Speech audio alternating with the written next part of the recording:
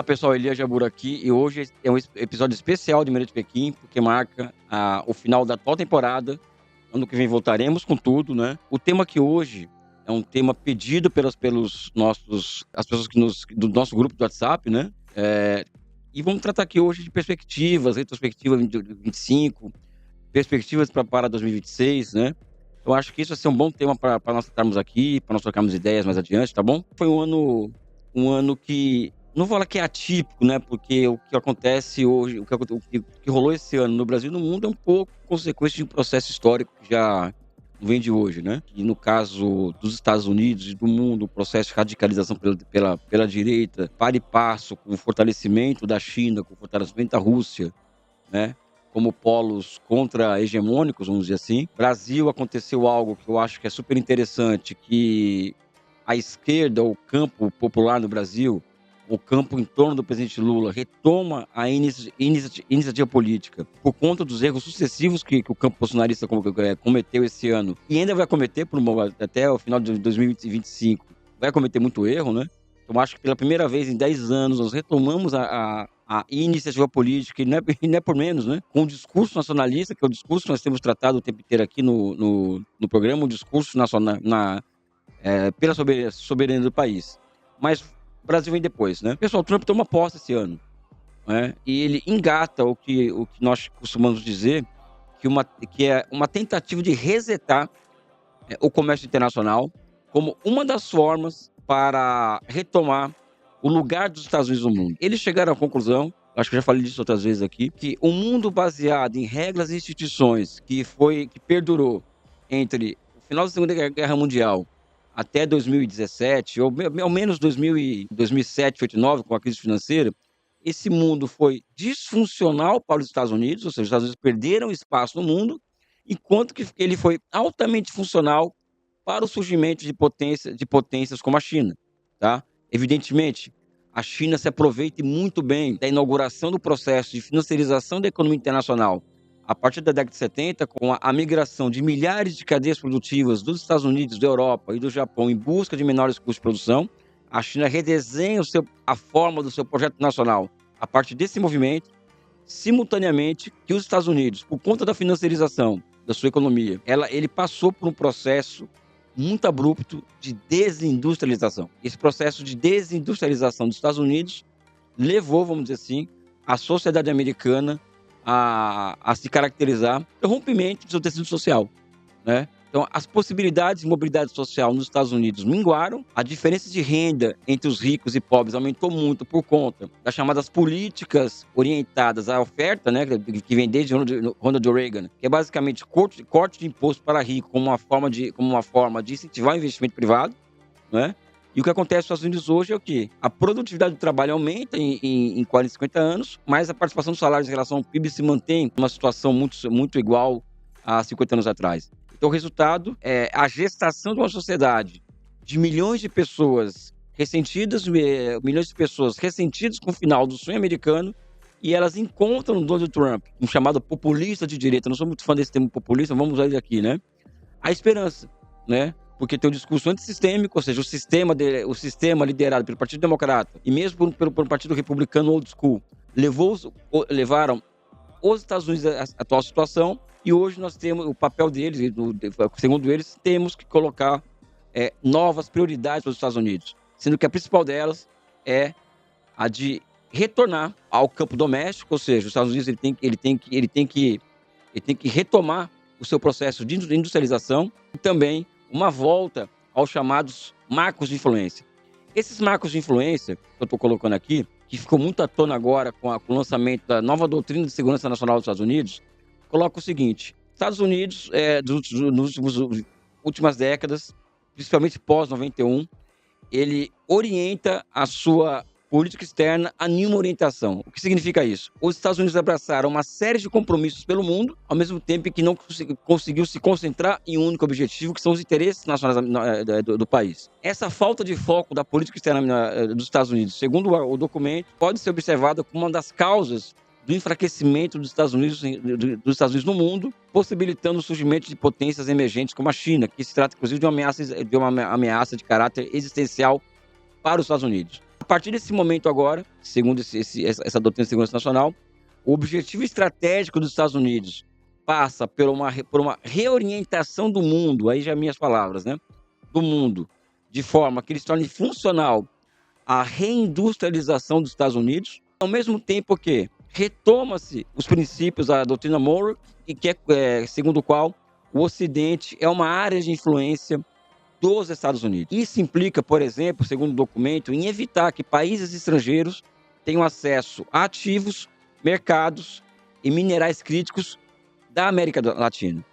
Então, eles retomam abertamente, sem a menor, vamos dizer assim, parcimônia, a ideia de que a América Latina é um espaço que é parte do território americano. As implicações disso, sob meu ponto de vista, para a política brasileira em particular, mas da América Latina em geral, é muito séria.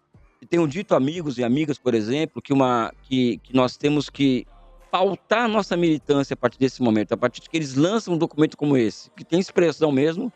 A expressão desse documento é o cerco naval à Venezuela. A Venezuela hoje passando por uma tentativa de bloqueio naval e bloqueio aéreo para muitos, a preparação de uma invasão americana ao território venezuelano. Ou seja, a América Latina e a América do Sul em particular está sendo cercada militarmente pelos Estados Unidos. E acho que a nossa militância política a partir de hoje, aqueles que pensam estrategicamente o futuro do país da América Latina, que não se contenta com lacração, que não se contenta com o discurso fácil, que não se contenta com o discurso centrado na particularidade, sim na totalidade, nós temos que pautar nossa militância a partir de agora, tendo em vista essa doutrina, a nova doutrina de segurança nacional dos Estados Unidos. Acho que isso é fundamental para quem pensa em termos de projeto nacional de desenvolvimento, como nós pensamos. Para e passo a isso, o que se assistiu no ano de 2024, primeiro, é a consolidação da total derrocada da Europa, né? Então, acho que esse é um ponto que fica muito claro na medida em que as conversações de paz entre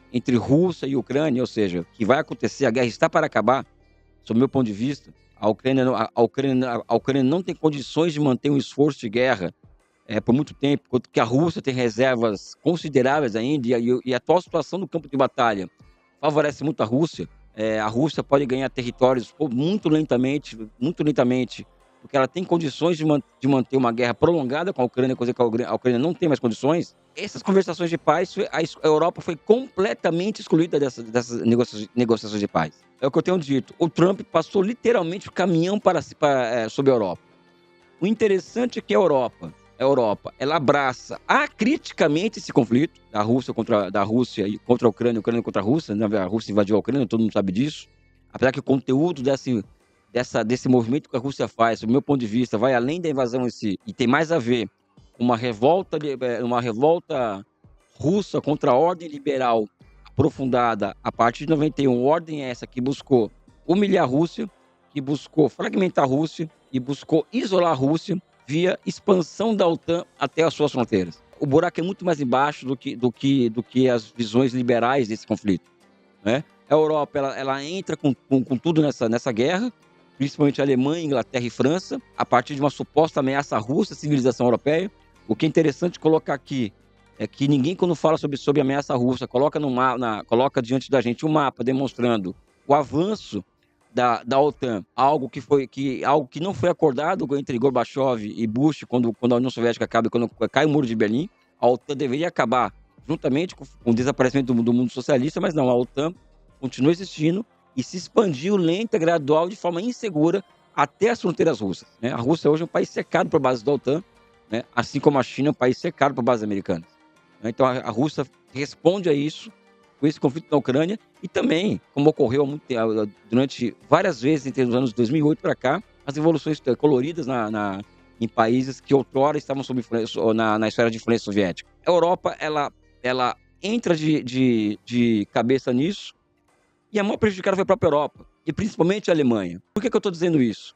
Porque, na minha cabeça, o conflito na Ucrânia, ele tem, enquanto proxy war, tem vários ingredientes. Tentar enfraquecer a economia russa, que foi a primeira aposta que o governo americano fez e deu completamente errado. A Rússia se prepara para essa guerra desde 2014, abrindo processos desde 2014 de substituição de importações em vários setores da economia, de forma que a Rússia conseguisse uma certa autossuficiência para um período de guerra. A Rússia, ela evidentemente, com esse conflito complexo industrial militar e a guerra, a economia russa se expandiu muito durante esse período. E o isolamento internacional se tentou imputar a Rússia não aconteceu. Tirando a Europa, a China, por exemplo, se aproximou ainda mais da Rússia durante o conflito. Houve a cúpula Rússia e África em que os países africanos compareceram em peso.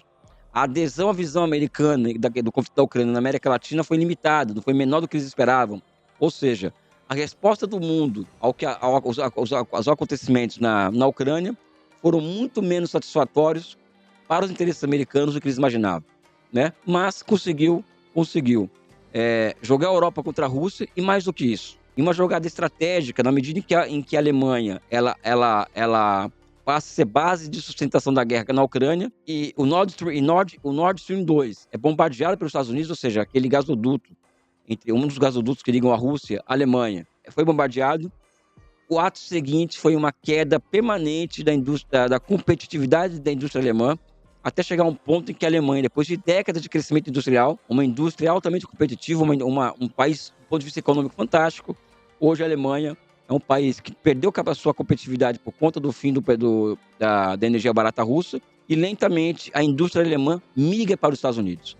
Então é uma guerra que, sob meu ponto de vista, tem dois fronts, um contra a Rússia e o outro contra a Alemanha. Então os Estados Unidos alcançam um objetivo nessa guerra que é enfraquecer totalmente a Alemanha, ao mesmo tempo que ela não consegue o objetivo de enfraquecer a Rússia, a despeito dos Estados Unidos terem congelado 350 bilhões de dólares em ativos russos, o que por si só um dos maiores escândalos da história financeira mundial. Eles tentaram expulsar a Rússia do sistema financeiro internacional. Só que Rússia, Índia, China vão cada vez mais se consolidando como um bloco autônomo a esse bloco ocidental. A Índia ainda mais por conta da tarifa que os Estados Unidos impôs à Índia. A Índia é um aliado estratégico dos Estados Unidos, mas o Narendra Modi, que é o presidente da Índia, percebe, por exemplo, que não dá para confiar nos Estados Unidos. Se volta à Rússia, até que o Putin recentemente fez uma visita em Nova Delhi, uma visita de estado de alto nível. O mundo é um pouco isso hoje, em grande medida. Existem tendências que se aceleram no ano de 2024. Uma delas, a tendência, que aliás é o seguinte, as pessoas falam da desdolarização, mas o maior inimigo, o maior aliado da desdolarização é o próprio Estados Unidos, né? Pela primeira vez em décadas, assim, o dólar se desvalorizou, e o ativo que as pessoas e as empresas passaram a buscar como um ativo de refúgio, não mais passou a ser dólar, mas o ouro, até que o preço do ouro subiu muito nesse ano. Então essa tendência da criação de um mercado regional do sul global, ele é uma tendência, continua sendo uma tendência. Ainda existem problemas de coordenação do sul global, e são problemas de coordenação dos BRICS, porque os BRICS também têm os seus limites. Aliás, os limites dos BRICS ficaram muito claros com o bombardeio de Israel ao Irã, em que os BRICS pouco fizeram por um membro do bloco, que é o Irã. Então os BRICS também têm os seus limites devem ser destacados, que ficaram claros em 2024, apesar de uma cúpula interessante que ocorre no Brasil, mas os BRICS também têm seus limites, ou seja, o multilateralismo, os BRICS como um instrumento altamente funcional, ele é uma tendência, e eu acho que é uma tendência que vai vencer, né? Mas o caminho no rumo de um mundo multipolar, por mais que seja uma tendência, não será um caminho fácil, porque os Estados Unidos ainda é um país muito poderoso. A capacidade de influência dos Estados Unidos sobre o resto do mundo é muito grande ainda, a despeito deles estarem em um chamado declínio relativo. Então, 2024 é um ano em que os americanos se voltam para si. Lembra muito ao Ronald Reagan, quando ele chega ao poder em 80 e decide acabar com a festa, seja das guerrilhas do Terceiro Mundo, seja das visões de direitos humanos que pautavam a política externa americana do Partido Democrata, e seja com a própria economia soviética. Ou seja, o Reagan, ele lança um desafio a essas ameaças externas, incluindo o Brasil e México, Estados desenvolvimentistas, Japão e a Alemanha, que eram os estados que competiam com os americanos dentro dos Estados Unidos. O Reagan, ele acaba com essa farra, entre aspas, né, e se concentra no enfraquecimento econômico da União Soviética, e vence, né? Eu acho que o Trump segue o mesmo caminho hoje. A grande questão é que o mundo não tem mais... A base material do mundo mudou muito em 40 anos. E a China, em particular, não é a União Soviética. A China é, de fato, uma ameaça à hegemonia americana em todos os sentidos. A China, esse ano, por exemplo, ela continua avançando no seu projeto estratégico, finda-se esse ano o 14º plano quinquenal e surge o 15º plano quinquenal, foi até motivo de episódio Meia-Noite de Pequim, em que se reafirma a busca da China por autossuficiência tecnológica. A China inaugura esse ano o sol artificial, que encerra a possibilidade de entrega de energia limpa e infinita, a depender da escala de produção, ou seja, a China entrega soluções para a humanidade e o país continua crescendo 5% ao ano, né? A China continua tirando a vantagem que os países capitalistas, os americanos em particular, têm em relação a ela. Mesmo sofrendo bullying tecnológico, mesmo sob sanções dos Estados Unidos, a China continua a avançar, porque a China ela conseguiu construir ao longo dos últimos, principalmente dos últimos 50 anos, marcos políticos, institucionais, comerciais, financeiros, industriais, que a apetrechassem para enfrentar um momento delicado como ela vive hoje. Também a vida para os chineses não está fácil, né? A China vive em um mundo cada vez mais hostil aos seus interesses. Daí, eles aprofundarem as suas iniciativas particulares com os continentes. Semana passada, por exemplo, ou retrasada, a China entrega um documento para a CELAC, para a Comunidade de Estados Latino-Americanos e Caribenhos, em que ela coloca a sua visão de relações entre China e América Latina. Isso aqui é um contraste evidente com a política americana para a América Latina. Então, em certa medida, a China consegue entregar alternativas para o sul global que são muito mais interessantes do que as alternativas que os americanos nos entregam, né? E aqui, pessoal, eu vou entrar no Brasil, tá? Porque esse ambiente internacional, que é muito estável, muito inseguro, nos atinge diretamente. É sempre bom lembrar que, apesar das vitórias que o presidente Lula teve, o governo brasileiro teve em relação às tarifas dos Estados Unidos, né? Recuaram muitas das tarifas, retiraram a lei Magnitsky de Alexandre de Moraes. A grande verdade é que o Brasil foi a maior vítima das maiores sanções dos americanos desde que o Trump chega ao governo dos Estados Unidos. Né? Ninguém foi taxado de 50% como o Brasil, né? Nós conseguimos a volta por cima e aqui existe um turning point muito interessante na política brasileira. Todo mundo sabe desde sempre que a extrema-direita, apesar de se utilizar dos símbolos nacionais, ter capturado esses símbolos, andar de camisa da CBF e falar em pátria, por exemplo, eles nunca foram patriotas. O governo Bolsonaro, por exemplo, foi o governo mais, talvez depois do Fernando Henrique, com a mesma coisa, o governo mais entreguista da história do Brasil. Nós nunca fomos tão subordinados aos Estados Unidos como nós somos hoje. Nós somos durante o bolsonarismo no governo. Então, essa face de um país dividido, em que um lado são os patriotas e do outro são os vermelhos, caiu, literalmente. Aos olhos do povo brasileiro que pensa minimamente, que tem capacidade de pensar, o bolsonarismo, em particular, o papel que o Eduardo Bolsonaro cumpriu e o Paulo Figueiredo cumpriram nos Estados Unidos, né, jogou contra eles, contra os objetivos deles no Brasil, que é a retomada do poder aqui no Brasil. Eles acreditavam que o Brasil, sob tarifas de Trump, iria ceder a ponto de libertar o pai deles. Porque é nisso que eles pensam o tempo inteiro. O Lula não recua em nenhum momento, tratou essa questão da pressão do Bolsonaro como uma questão interna ao Brasil, né? Não ligou para o Trump, como muita gente pediu, não ligou para o Trump. E quando se encontraram, é evidente que o Trump tem os seus interesses estratégicos no Brasil, que é basicamente terras raras, e o Trump eu sou uma das poucas pessoas que acham inteligente. Ele não vai colocar em questão os interesses estratégicos dos Estados Unidos aqui no Brasil, por conta da família Bolsonaro. Aliás, vocês não fiquem surpresos caso o Eduardo Bolsonaro seja deportado dos Estados Unidos para o Brasil. É o que ele merece, ele tem que ser julgado pelos crimes que ele comete contra o país, fora do país, aqui no Brasil.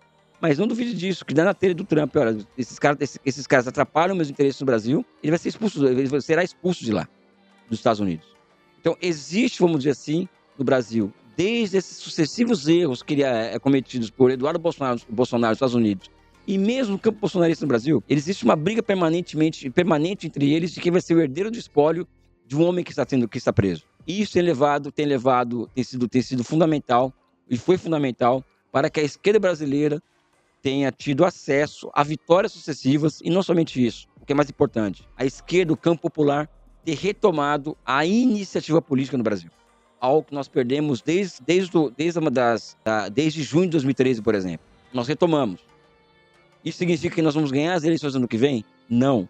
A tendência de 2026, nesse aspecto, pessoal, é uma tendência que é muito difícil. Por quê? Porque mesmo o Lula entregando muito no governo dele, um governo contraditório, mesmo a extrema-direita cometendo vários erros, o fato é que eles continuam sendo uma corrente de opinião no Brasil muito fortes. Nenhum candidato de extrema-direita no Brasil hoje aparece com menos de 40% das pesquisas de opinião. E nenhum deles aparece com menos de 43% no segundo turno contra Lula. E na medida em que 2026 é um ano em que a China vai continuar avançando com o seu 15º plano quinquenal, o Trump vai consolidando essa política, vai aplicando essa política de ter no hemisfério ocidental o seu lugar por excelência. O Brasil vai sofrer muitas com as consequências disso.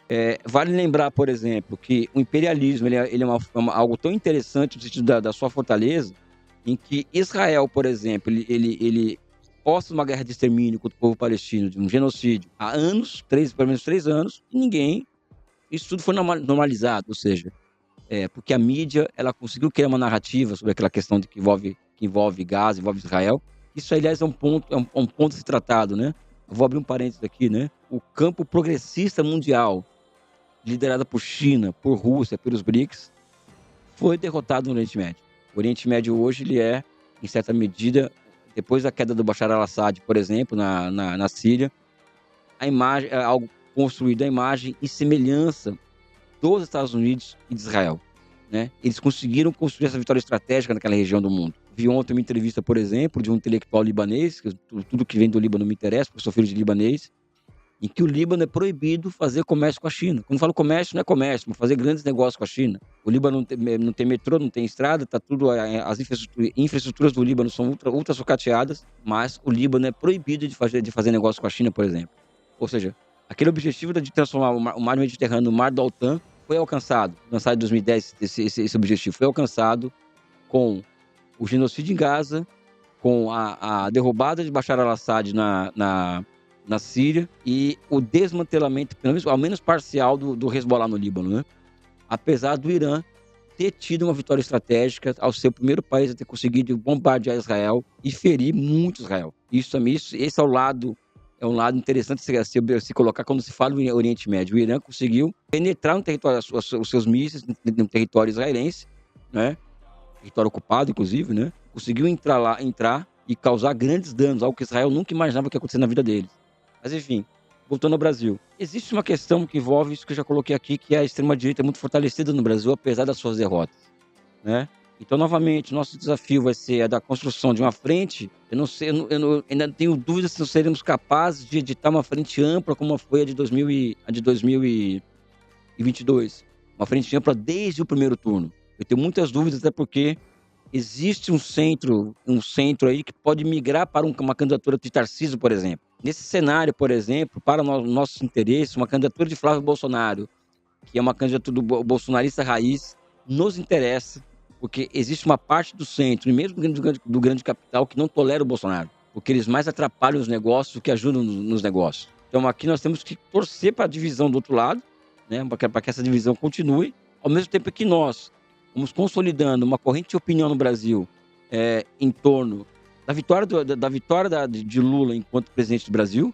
Acho que esse é um ponto que é fundamental para o Brasil, porque não tem outro campo político hoje capaz de enfrentar o bolsonarismo, é esse campo liderado pelo Lula, e é dentro desse campo que existem as forças que podem criar condições para que o Brasil reconstrua, se reinvente através de um projeto nacional. E aqui as minhas palavras finais, que envolvem o Brasil, e a tendência de 2026 é muito essa, tá? Que é um pouco a mensagem que foi no Meia Noite de Pequim durante essa temporada. A constituição de uma consciência nacional em torno de um projeto nacional. O Brasil vive hoje uma encalacrada estratégica muito grande. Nós percebemos o mundo com essa dinâmica toda como nós colocamos. A diferença entre a China, por exemplo, e o Brasil em matéria de ciência, tecnologia e inovação só aumenta a cada ano. O Brasil não consegue se encontrar. Vide as pautas do Congresso Nacional nas últimas semanas, né, nesse ano. Nenhuma grande pauta, nenhum grande assunto é tratado no Congresso Nacional. Nenhum grande assunto consegue ir para frente no Brasil hoje, tá? Por conta do grau de despolitização da sociedade e o grau de despolitização e rebaixamento da política. E mesmo a esquerda brasileira, ela se caracteriza por uma, vamos dizer assim, em um déficit cada vez maior de pensamento estratégico, né? Eu sou de uma corrente de opinião, liderada pelo PCdoB, que construiu uma visão uma visão de país cujo objetivo estratégico é a construção de um projeto nacional de desenvolvimento. Ou seja, o Brasil precisa se encontrar consigo mesmo para saber o que nós queremos ser em 10, 15, 20, 25, 30 anos. Esse talvez seja o grande nó górdico que envolve o Brasil hoje e que envolve o nosso campo político, né? Que é a construção de uma convicção, por exemplo, em torno das terras raras, né? Quem está discutindo essa questão hoje? De forma consequente no Brasil? Quem está discutindo a necessidade de nós construirmos possibilidades de processarmos dentro do país essas terras raras? Porque isso é objeto de consumo dos americanos hoje. É isso que eles querem no Brasil.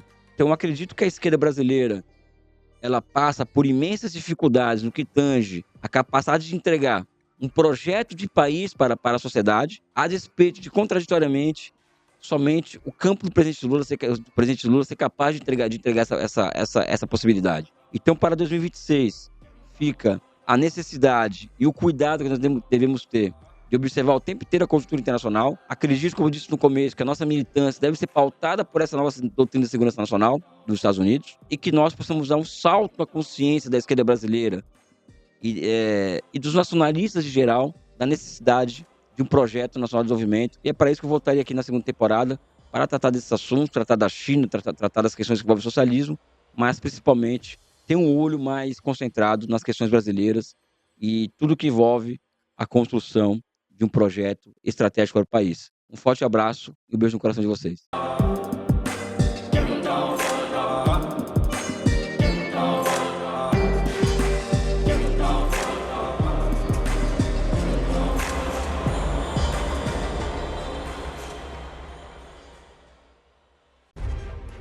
Olá, olá, olê, olê, olê, olá. Eu sou o Lindener Pareto, historiador, e tenho um convite especial para vocês para acompanharem o Provocação Histórica aqui nos canais do Instituto Conhecimento Liberta. Toda quarta-feira, às 7h, logo após o ICL Notícias segunda edição, convidados e convidadas que ajudam a gente a pensar o passado, a criticar o presente e a projetar alternativas de futuro para um Brasil diferente, para um mundo diferente. E se no cotidiano dificílimo do trabalho você perdeu o episódio inédito, não se preocupe, você pode assistir também toda quinta-feira a reprise, logo após o Rolê ICL, ao 12h30. Venha para o Provocação Histórica.